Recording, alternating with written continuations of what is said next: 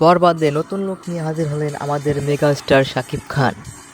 বরবাদের first look দেখে megastar Shakib Khan সেই আনন্দ এবং অবাক হয়েছেন সে নিজে নিজেই। চলেন দেখে আসি আমরা মেগাস্টার শাকিব খানের বরবাদ ছবির ফার্স্ট লুক কেমন হয়েছে এবং শাকিব খানের রিয়াকশন কেমন।